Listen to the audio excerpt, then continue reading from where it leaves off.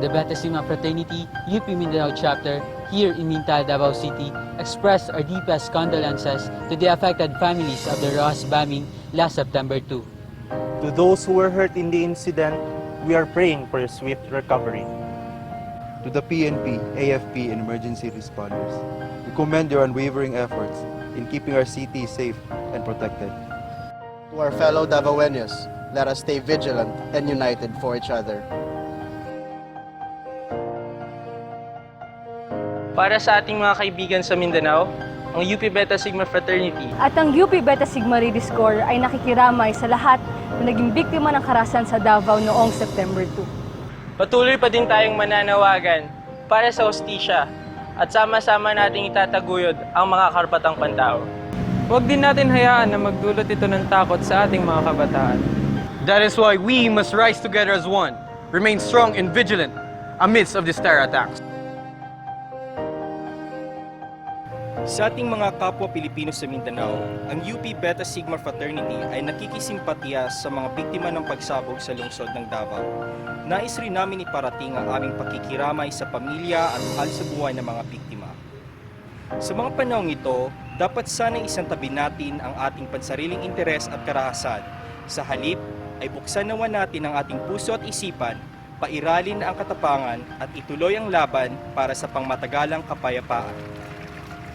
Pagsubok ng mga Davaoenyo ay pagsubok ng bawat Pilipino. Huwag nating hayaan na mangibabaw ang karahasan. Huwag din nating hayaan na maitanim sa ating isipan ang takot at galit sapagkat ito ang manifestasyon ng terorismo. Sama-sama tayong tumayo at ipaglaban ang soberanya para sa tunay at lubos na kapayapaan.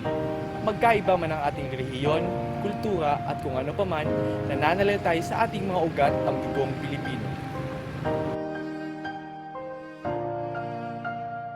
Kapatiran ay kaagapay, pagtaguyod ng seguridad para sa kaligtasan ng bawat Pilipino. Ang kapatiran ay naninindigan na sa kabila ng magkakaibang paniniwala ay may pag-asa sa tunay na pagbabago. Para sa ating mga kababayan sa Mindanao, ang Beta Sigma Fraternity ay naniniwala na sa pagkakaisa ng bawat mamamayang Pilipino, makakamit natin ang kapayapaan ng ating bansa. Para sa mga kapatid natin sa Mindanao, ang Beta Sigma Fraternity kasama ang Beta Sigma Ladies Corps ay taus-pusong naikiramay sa mga naapektuhang pamilya sa trahedya sa Mindanao. We are one with the friends, relatives and loved ones of the victims of the bombing. Kami ay patuloy sa pananalangin para sa inyong kaligtasan. Sa ating mga kababayan, naway patuloy tayong nagdarasal para sa kaligtasan ng ating mga kababayan. At kami ay patuloy na aasa at gagalaw para sa kapayapaan at pagkakaisa hindi lamang sa Mindanao, kundi bilang magkakapatid, magkakaibigan, bilang isang sambayanan at para sa ating kapwa Pilipino.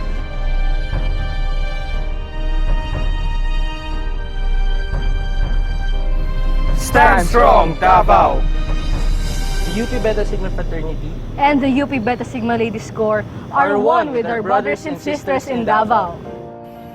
We condone terrorism and any other acts of violence throughout this country, and the entire fraternity is with you in this time of distress.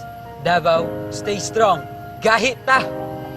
Kami ang Beta Sigma Fraternity At kami ang Beta Sigma Ladies Corps. para sa Mindanao, para sa kapayapaan.